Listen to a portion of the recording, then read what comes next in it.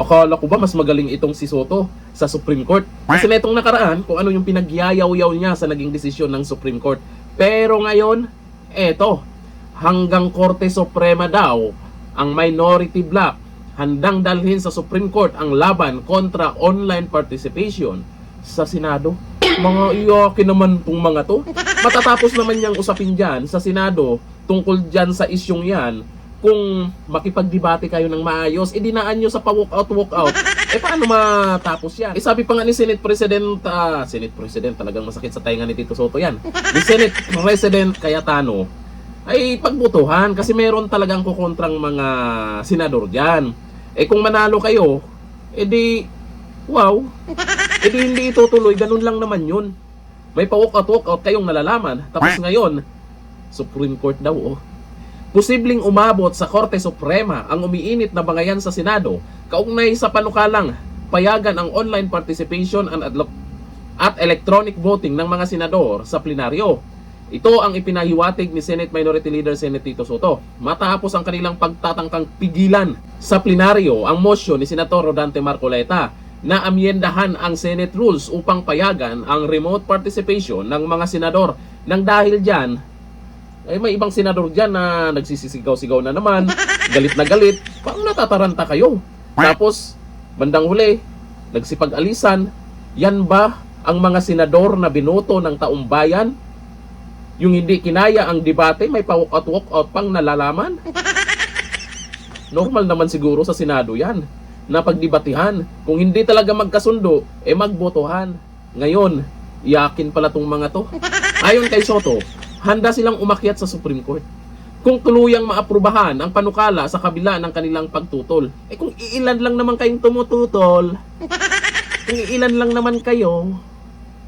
Nauna nang nag-walk out ang minority bloc noong May 26 matapos igiit ni Senator President Alan Peter Cayetano na ituloy ang botohan hinggil sa pagtalakay sa motion ni Senator Marcoleta. Kasama sa nag-walk out sina Soto, Pinky, Kiko Pangilinan, Risa, Mig Zubiri, ito galit na galit din to, at Erwin Tulfo. Tingnan nyo, kulang kayo. Hindi lahat ng minority, di ba? Ibig sabihin, merong minority dyan, kasamahan nyo mismo na nakikiramdam lang. Baka sa tingin nila tama itong ginagawa ng majority, kaya idaan sa butuhan. Alam naman kasi nila na pagdating sa butuhan, talo sila. Kaya dinaan sa padrama-drama. Diyan nakikita ang sinasabi nilang drama daw yung nangyayari nakaraan sa Senado. Yung ginawa nila sa pag-walkout, yun ang drama. Para hindi dumating doon sa time na magbutuhan na sila. Kasi talo na naman yung mga yan. Talo na nakaraan, ngayon talo na naman diyan sa pinagdebatihan nila. Iginiit ni Soto na dapat munang dumaan ang panukala sa Committee on Rules bago ito pagbotohan sa plenaryo. Talaga naman to si Soto. Sa bagay, mas magaling to. Kasi ang tingin ko kay Soto dyan sa Senado, mas marami siyang alam kaysa mga abogado dyan.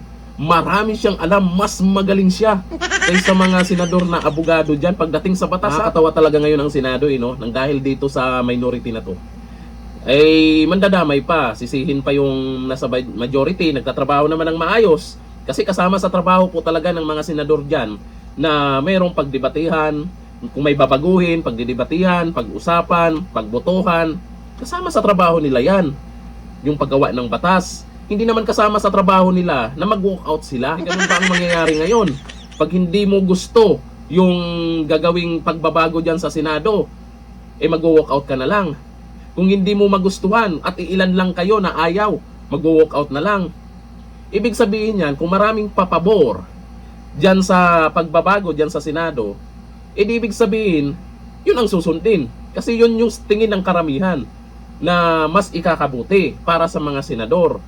Walang iyakan. Ayon dito sa nagkomento, sabi ni Anwar Oroyan Casio, naniwala pala siya sa Supreme Court natin. Di ba? Hindi makakalimutan ng mga tao yung ginawa mo, Soto, nakaraan sa Supreme Court kung ano yung mga pinagsasabi mo. Sabi ni Yab Andrade, wag na, mas magaling ka sa Supreme Court, di ba? Aba. Sabi ni Francis Cisnero, kumikilala pa pala ito sa Supreme Court? Yan lang naman ay katanungan. Ito, ang matinding katanungan. Sabi ni Lynn Saben, sa Supreme Court, Hindi ba sa ICC? Ayan lang naman katanungan po ng mga netizens dito sa balitang to. Soto, walang iyakan. Gawin niyo yung trabaho niyan dyan sa Senado. Pag talo, talo. Hanggang dito na. Thank you. Bye-bye.